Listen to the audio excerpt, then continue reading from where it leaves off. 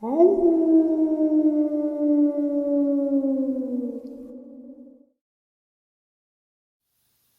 greetings and salutations, everyone. I hope everyone is doing well today. Today I have a subscriber interview that is absolutely frightening. She shares some very intense moments with these creatures that she's experienced up in the frozen tundra of Canada. Before we get into it, though, a couple links. As you all know, I rely on Patreon, PayPal, channel membership, and the merch to help the channel to continue to grow and go. Links to Patreon, PayPal, and channel membership are in the description below. The merch is displayed directly under the video. Also, Dogman Frightening Encounters, Volume 1 through 3, the audiobook versions. They all were written and researched by Tom Lyons, narrated and produced by me, Jeff Nadolny. Those audiobooks are available on Audible, Amazon, and iTunes, links to which are also in the description as well. And finally, last but definitely not least, if you'd really like to help support this channel to continue to grow and go, simply subscribe. It does not cost you a cent. Click that like button. It takes half a second. If you don't want to miss out on any of the informative uploads I put out daily, click that bell icon, and folks, please leave a comment. Why? Well, because all of these things, they really do help this channel to continue to grow and go. And folks, they definitely do matter. Now, everyone, I have taken far too much of your time.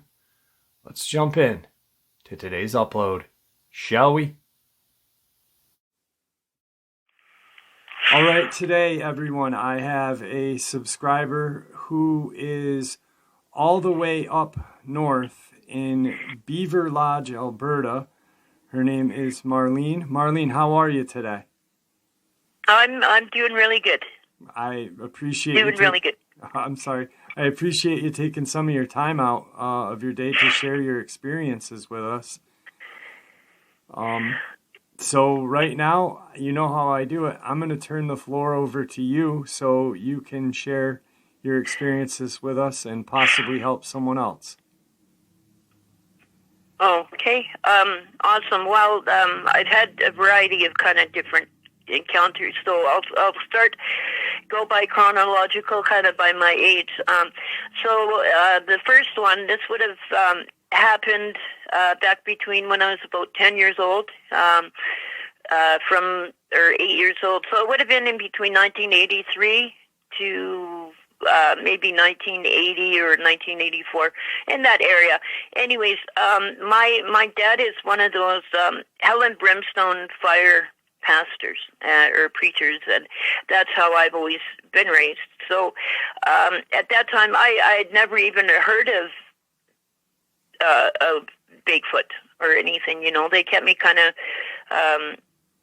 sequestered, monitored what I listened to or what I knew about and stuff. But we were at a Christian Bible camp, and it was an hour and a half southwest of Prince George.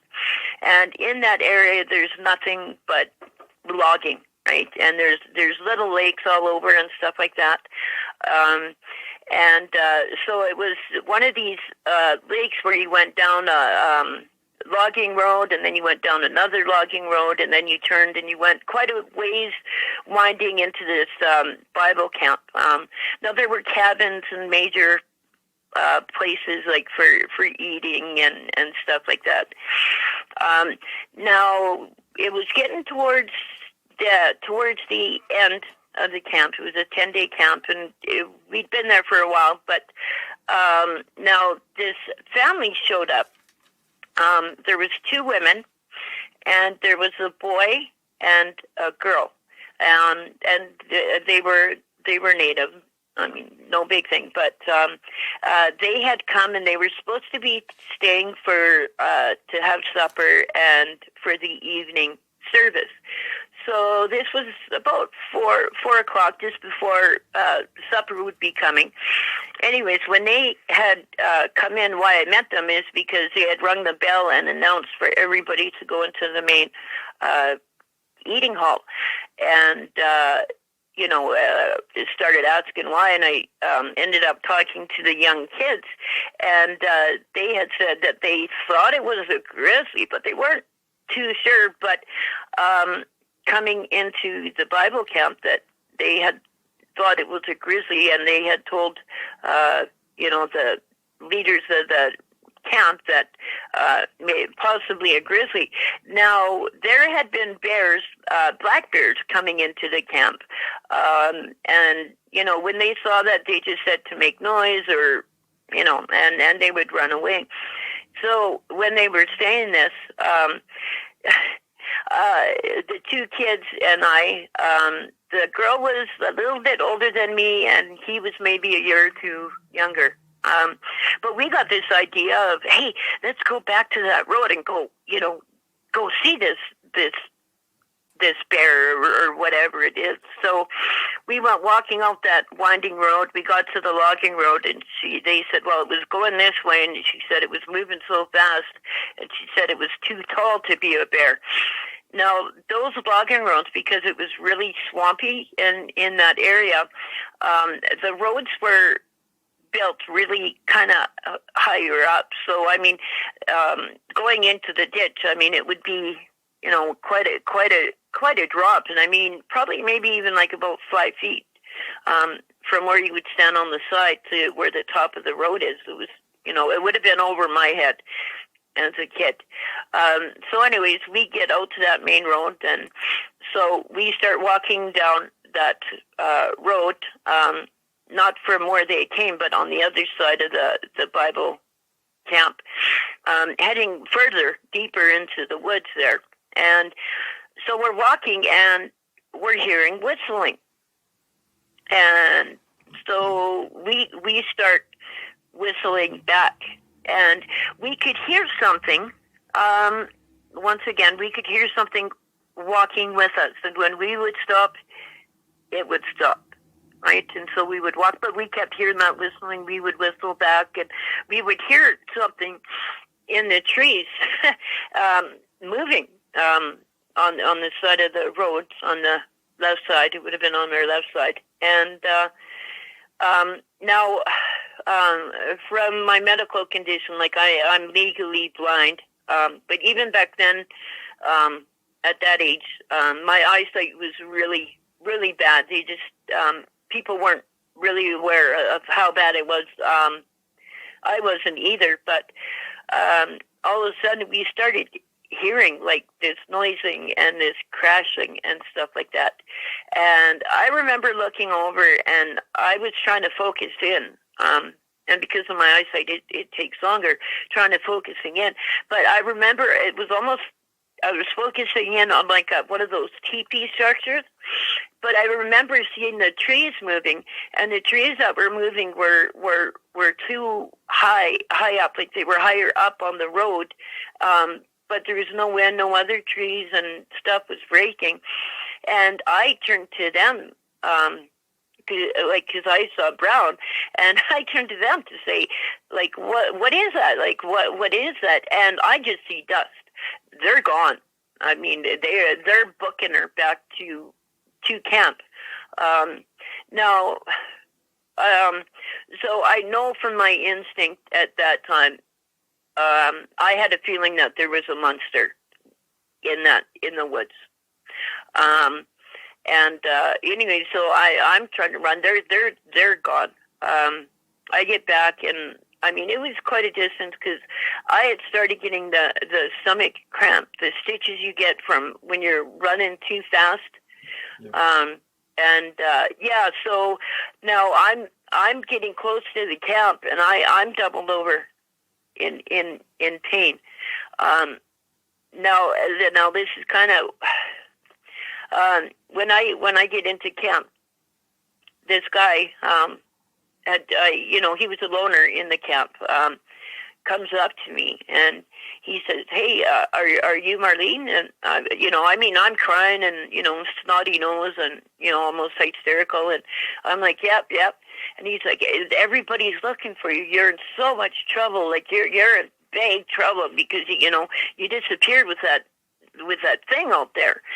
And I'm like, "Oh, that's the last thing I wanted to hear. And he's like, well, you know what? You can come hide in my cabin. Come hide out in my cabin. So I went into the cabin with him, and as soon as I went in there, I had worse of the feeling than I did with that Bigfoot. I went and I sat down on one of the bunk beds across from him, and trying to calm down. And he says, well, come over here to me. And I went over there to him, and he grabbed my hands and he started trying to compliment. Oh, you're so pretty and this and that. And I'm going, whoa, I had a really bad feeling. And he leaned over and he gave me a kiss. And I mean, I'm like maybe 8-10 years old. I know this is wrong. I just know it was wrong. And I knew at that point I would rather face the wrath of my parents than whatever that guy had in store for me. I didn't know what he had. I just knew I would rather be with my parents. So I went running to find my parents, and of course they had found me, and the whole camp had been out looking for me, I guess, and I guess even the other kids. Now, my parents, they took me in, and my dad, I mean, he whipped me within, almost an inch of my life.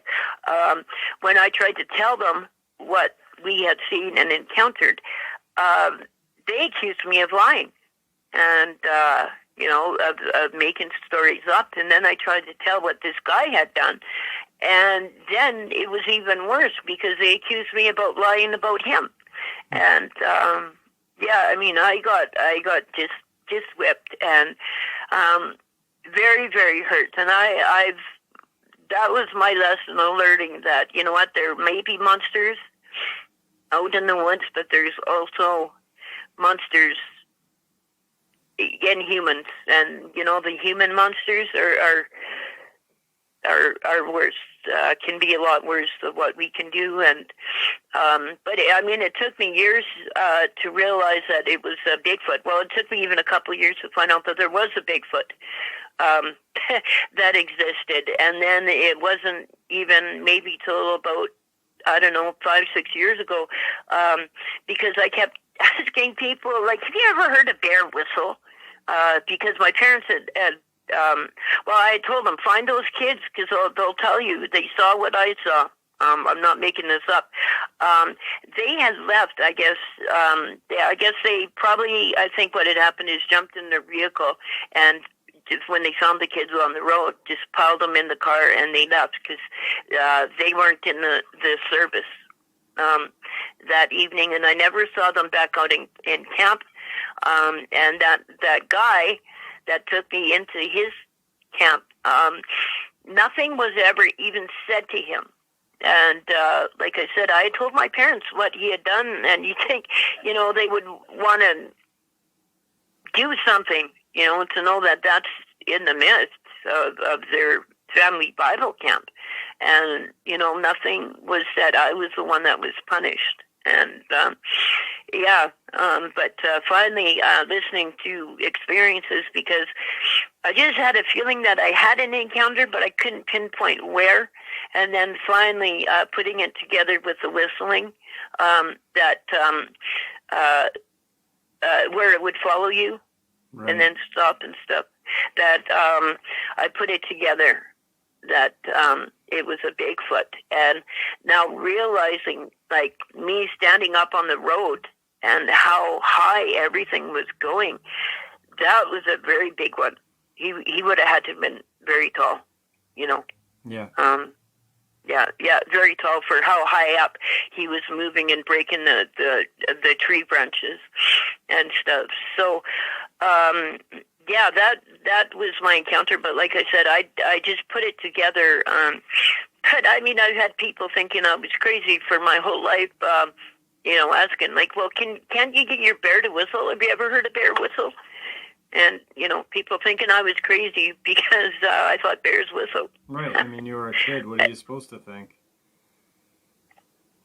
Well, yeah. And, but I mean, it was very hurtful that, to get told that, and beat that you're lying, yep, and stuff. And, You know, I mean, I'm still with, talking with my family and their parents and stuff today, but yeah, it was just very hurtful that they were like that, and I just see, their small-mindedness, Yeah.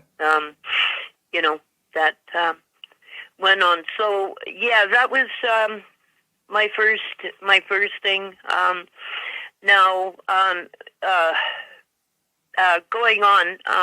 Now, this is in relation to the gentleman, I think it was in Alabama, that had been, they were saying was attacked by a pack of wild dogs. Yep. And looking at the pictures from like you and Dark Waters and stuff, it couldn't have been. And I kind of know that because when I was in my 20s, I had gotten hired to look after 44 sled dogs and 13 polo ponies. So my boss, he still races in the Iditarod. Okay. And stuff up in Alaska. So these were sled dogs, and a lot of them had wolf, and I believe that even some of them were pure wolf, or Malamutes and stuff. But now my boss had always told me I needed to be more aggressive with these dogs because I was always lovey, they're dogs, and he's going, no, you can't. If they show any aggression to each other, you need to get the whip and hurt them, eh? And his reasoning being, he's like, if I'm out on a run and these dogs are all 12 dogs are all harnessed to each other, or even the 7 of them are harnessed to each other, and they start fighting, and they're all tied to each other. He's like, it's going to be a bloody mess, and he's like, there won't be a one that lives, eh? So he told me, he said, you need to, when they start growling and being aggressive with each other. So I was doing that with the male dogs, because the male dogs were the ones that were always growling at each other and stuff like that. Now, it was really like we had the alpha males, the alpha females, and I mean that order had to be respected. I had to feed them in that order, because if it got mixed up, there would be a fight. I mean, these dogs, they were dogs, but the intelligence that they even had.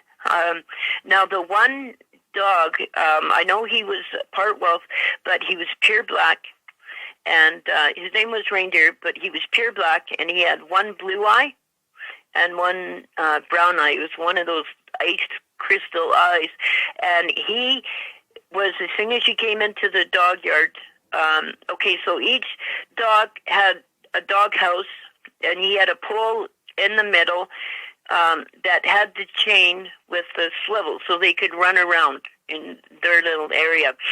But this one dog, Reindeer, he was the alpha of 44 dogs, and every time I came into that yard, the other dogs would bark. He would never make a sound. He would just watch me. And I mean, when I was feeding the other dogs, he would just watch me, and I could see that he would, that he would be planning or processing what I was doing, watching my patterns and stuff. Now, the other dog, she was just across from him, and her name was Tata, and she was the alpha female, and she's the one in this story. But a guy came down from Alaska there, and had brought in some new dogs and had come down. He was working with me about, some different training exercises and stuff. And one of the things he pointed out to me and stuff, he said, you need to be paying more attention to the females. I was like, well, why? And he was saying, because he said, when they fight, they go to the death. They will not stop till whatever they're after is dead. Now, they had never even growled at each other. So, he's like, no, you need to, he's like, you're doing okay, like staying on top, he said, but you need to pay more attention to the signals of the females, he said, because he guaranteed, he said, somewhere you're going to see that one fight, and he's like, pay attention. Now, this was July, and we had been in a heat spell, and so every day I'd been wearing like shorts and flip-flops and stuff up to the dog yard. Now, this was another hot day, but something in my gut made me wear my jeans and my heavy work boots and wool socks and stuff, so I was just heavy. And it was still hot out, and I thought, well, once I'm done with the dogs, I can, kind of dress down before I go out and work with the horses. So I went up there. Now, I would take all of the females out at one, and one all together. And this was a day where they had their free run. So there was a 1 mile marker where I would walk them to, and then I would turn around and I would come back to the yard. Well, we didn't even get halfway to that place, and they were just growling and sniffing at each other. And I'm like, what are you guys all PMSing on each other or something? And, something once again told me, just go home. Just take them back to the yard. It's hot out, they can exercise, get another run. It's too hot. It's a good thing, because if what happened would have happened out in the middle of that trail or the field, I would have been dead. So we get back to the yard, and I'm chaining them back up, and all of a sudden I start, hearing noise of a fight, and I turned around. 6 of the dogs, the female dogs, I could give you all of their names, but they had jumped on Tata, which was the head alpha female. There were 6 of them on her. Not thinking, they say never stick your head into a dog fight. Well, that's kind of what happened. I mean, I grabbed the whip and went over there and stuck my hand in there and grabbed her. And when I grabbed her, she turned around and bit me, because, she was turning around just to bite and save her life. When she saw it was me, she didn't want to bite me much, but I ended up, the fighting ended up moving all over the yard. I mean, the area was a mess. There was dirt, there was fur. Everything. You could tell there was something massive that had gone on in that area. But going back to, I ended up fighting. Now, these dogs, I got her underneath in between my legs, and she collapsed and kind of thing. I was worried she was next to death, but they circled me, and then they decided they wanted me more than her.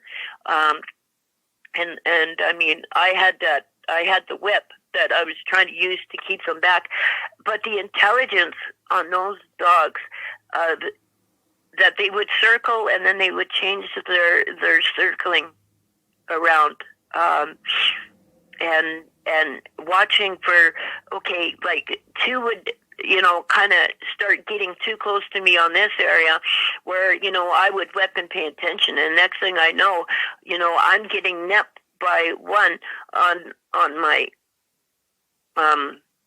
other side. The intelligence that just these dogs had on trying to get me. This went on for Karen, my boss's wife. the dog yard was very close to her house. Now, all because there was a fight going on. You've got 44 dogs barking. Now, it's nothing for the 44 dogs to be barking because they always bark when, food was coming. But within a minute or two, they would be quiet. She noticed that the barking went on and on. And she said she looked out the window and she had seen my head out in the yard and thought, well, I would take care of it. But then the barking still kept going on. She said it was for over 20 minutes that barking was going on, and it just didn't stop. So she decided to come out there, and as soon as she got into, opened the gate for the dog yard, I was covered in blood. And I mean, you could see the dogs were circling around me. And she came up to me, and I told her, I said, no, I said, you grab the other dogs and tie them up. I said, because as soon as I move or I stop, I said, they're going to be attacking me more or her, right? So she went, she got most of them tied up, chained up. And so then I looked down, and she was just laying there and panting, and beautiful, beautiful dog. And I picked her up, and I took her into the dog shack there, and doing first aid. And like I said, I noticed I was just covered in blood. So I'm looking over her, and I'm thinking it's all from her, and I'm seeing places where she bled and stuff, but not as much as what's on me. So I cleaned up her wounds and stuff, and put her in one of the kennels there, and I went out and I looked at the other female dogs, and I mean, they had scruffs and tears of them missing and stuff, but it still did not account for all the amount of blood that was sprayed on the dog houses and like, again, me. So I told Karen, I said, she asked me if I wanted to go to the hospital or anything, and I'm on adrenaline high, from just fighting for my life, and I said, no, I'm okay. I'm just going to go wash up and clean up, and I'll be okay.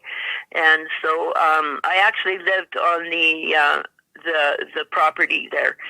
So I went down and bed down, and I poured. I was pouring a bathtub. I don't know why, but I started pouring a bath, and I started washing my hands, and as soon as I put my hands in the sink and I would get them clean, I'd pull them up, and they'd just be covered in blood again. And that's when I realized my hands were pulp. There were a lot of times where I was actually having to punch with the dogs or kick. I had so many bites.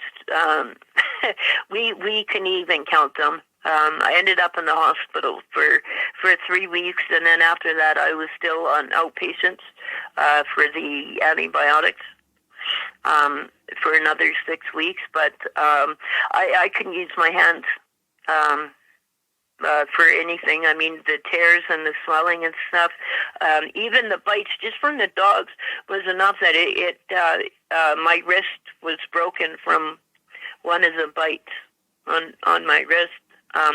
Now, I was fortunate enough because I did have bites on my legs and like on my ankles and stuff because I was also using my feet to kick. If I would have been wearing those jeans or those boots, who knows? It would have been way worse if I would have been just bare skin. But yeah, I phoned her and said to go to the hospital, and it was very much. I did get a settlement from them for the injuries and stuff, but it should have been a lot more than what it was.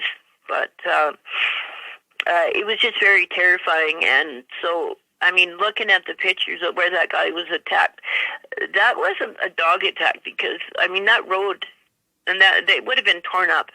People would have heard them growling, barking. The houses. People would have heard, and that area there would have been, blood there or something. I mean, I think something just grabbed him and took him away, because it wasn't a dog attack. I've seen it. It looks like like a bear attack. Oh, absolutely. It's just and what if just these simple dogs like that can show that much intelligence, oh my goodness, that terrifies me. What could the intelligence of these dogmen or werewolves have? I mean, if these simple dogs had enough to, we're trying to bait to attack and get at me, set me up, look here, and I'm, this one over here is going to grab me. I mean, they weren't coordinating or talking to each other on how to do that. Like, how they knew to do that kind of a setup. Right. Yeah, they were planning it. It's their natural ability. And the Dogman, just the attack when the Dogmen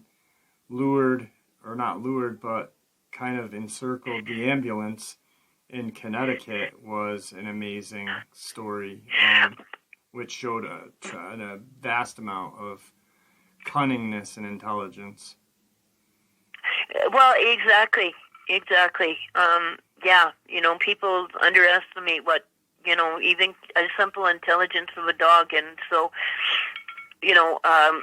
somehow they knew. I mean, the sled dogs like that, they're kept very close to like the wild.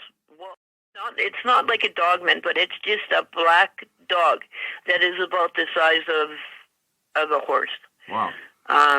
And he has been seen up in Alberta here. And I've seen him twice. Now, just that spring, we had that coyote out on the back road here that was found up in the trees. I was there before the fisheries was there, and there was nothing around the base of the tree, where somebody would be putting that up in the trees. On the road, I mean, there was no skid marks, there was no blood. Even on the coyote, there was no blood from him, whereas if he was hit by a car. How high and when up the was fisheries he? got there, that's what they said. He got hit by a car and flew 12 feet up into the trees. Okay. Yeah, I mean, and it wasn't a small coyote. Yeah. You said what, about 80 pounds? Yeah. That's what the fisheries had said, and it even made the newspaper out here too, because of what it was, or if somebody had hit it, it would have done a lot of damage to their vehicle. And like I said, my foster mom, she lives right on that road. Her bedroom and her kitchen window and her bedroom faces just a few feet away, maybe 100 feet away from where that coyote was in the trees. And she never heard nothing. So,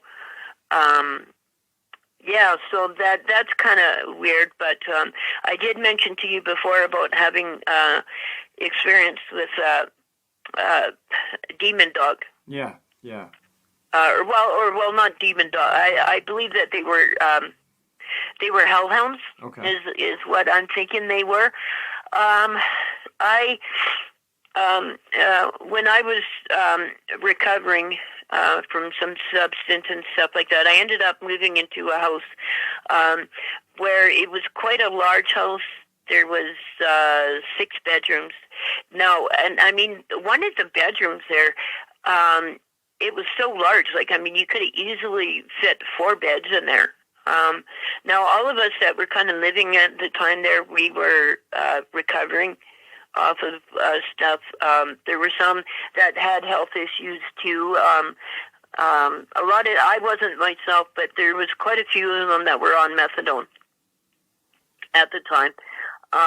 And there was 7 of us living at the house at this time. Anyways, I should have put it together. Like, we knew there was paranormal stuff that went on to that house. Like, we could hear something coming up the basement steps. And, I mean, it was, like, big, heavy, like, bang, bang, bang, up the steps. And, our coffee cups would rattle on the table. And then we would hear them, like, walk by the doorway and then go up the stairs. And then they would just disappear. But I didn't find out till later, but it was a really old house. But there was like little plaques like by the front door that said visitors must report to the nurses desk. And then that please wash your hands and stuff. Well, after the paranormal activity and stuff, I looked into it, and my mom grew up from out here, and when I was looking it up, and she said, no, that was an old house where it wasn't a hospital. She said that was where they were putting the people with the TB, like the tuberculosis. Yep. So there were a number of people, and I didn't realize that at the time. Now, out of the 7 of us that lived there, there's only 2 of us that are left. The other 5 died, and they actually died in the house. Wow. In the house there. The one, I know it was a heart attack. The second one was a stroke. But the other 3, there was no cause of why they died. And the one guy, Malcolm, he had been talking about having the shadow people, seeing shadow people and stuff that were bothering him, that he couldn't sleep and stuff. He would prefer to go sleep out in the camper, even in the wintertime, because they were bothering him so much. But after the last one had died, I started seeing the black, I don't know, like werewolf, like a hellhound. They could go through walls, or there was no getting away from them. They didn't talk to you, but they would put thoughts in your head, and I would have so many of the nightmares. I wasn't living in the house at that time. I'd moved out. But even just right before Chris had died, I started dreaming of these hellhounds, and I talked to him, and he said he had been dreaming of these hellhounds and stuff, and he was thinking, it's time to sell the house and just get away from all of that bad energy in there. But I was having these nightmares of these being in that house, and like where you see them in those movies where you're just running through the door, and there's another door, like you can't get away, and those things would put thoughts in your mind. And the thing is even having the waking dreams of seeing these things like peeking around corners at you and stuff. And that's why when I hear things, these people talking, and they're saying when they're saying red eyes, mm-hmm. They had the red eyes like that. And I think, I don't know, just my believing is that more when you see the things with the red eyes, they're more of a demonic and like a negative spiritual entity with those red eyes. But anyways, it was to the point where I was like losing my mind, especially seeing them in the daytime. Finally, one of the person I was renting a room from, he knew, he knew an old Romanian priest from back in Romania, and he believed in this sort of thing because he had done a number of exorcisms in mental institutions over in Romania, and so he phoned him, and because he was in the diocese in Edmonton, where we were up here in Beaver Lodge, and but even getting on the phone, when I got on the phone with him, he was able to tell me. I didn't have to really tell him anything. He told me. He was able. He knew, and he said that's what he identified them as. He had some kind of a name that sounded more Russian, and I'm trying to find the name that he used. But basically, he said that they were a hellhound, and they basically wanted my soul, and they were trying to drive me, into insanity, or to take my life or something. They wanted my soul, my spirit, and if they couldn't have that, just having you dead would work. And so he said a prayer in Latin and stuff like that over the phone, and everything, and he had me repeating some things after him, and then he told me, he said, okay, you'll be okay, but he said, don't go looking for them, don't go researching that, he said, because if you do, he said, you're going to open the door for them again, and it's going to be worse. And he said, just don't. He said, when you don't even drive down the same street as a house, he said, take a couple blocks away. He said, because they've kind of marked that as their area because of the death, being the amount of death there and stuff. He said, just don't even go near that house. I don't even go near that place. The house has been ripped and torn down. And I don't even go near that street, even to that day. That was over 10 years ago, but I still don't. But it's very sad to know, losing, all of my friends. Big, large dog. Prior to you talking about the hellhounds at the sanitarium house there, the big, large dog in Edmonton. What is that? Has numerous people seen that thing, or? Yeah, numerous people have. Yeah, in Alberta. If you go on YouTube and you just say, if you type in dire wolf yeah. Videotaped or whatever, a guy did get it on the videotape, and then there are some other ones from people from Alberta, and that's what they're kind of maybe saying that was. It is a dire wolf. Yeah. Now when I saw it, I had things like I had people that died that were very close to me after seeing it. So I don't know. I haven't been able to find out or connect with some of these other people to find out if there was a connection with that. But if you type in a man videotapes dire wolf in northern Alberta and stuff, and you'll see it, and it actually attacked his dog and stuff. It's I can look it up and find that link and send that. No, that's over okay. for you too. I got it, no problem. But there's a creature, or a canine cryptid called the Wahila, that's up that way, northern Canada, Alaska region, which is just a huge monstrous dog. But yeah, they think that's a dire wolf as well. So it's okay. I've never heard that. Yeah. I've never heard that. So I'll have to look that up. Wahila. Okay. Well, I appreciate you coming on today and sharing your terrifying events with us. And it's I really found it interesting how you shared your childhood, not childhood, but teenage years with the wild, or not wild dogs, but the sled dogs. Essentially, they are kind of wild because they're kept that way.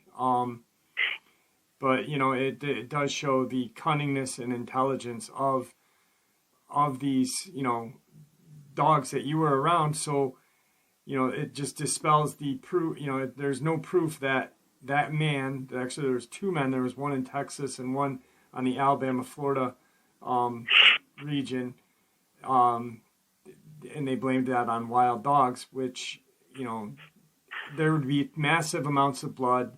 There would be noise, a lot of noise, like you said. So I really appreciate you putting that in. Yeah, a lot of noise. Yeah. And, if I would have been just one-on-one with one of those, it wouldn't have been anything as it was. But, the fact that there was, 7 of them, well, basically it was 6, because it was the 6 that were on the one.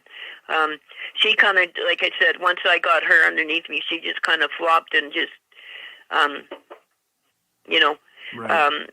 Didn't move. But, one of the things too is my boss, when he heard what had happened, before he, because we actually, he also had like 2,200 head of buffalo, which was kind of cool. But before his wife was even allowed to take me to the hospital, he made me go back to that dog yard.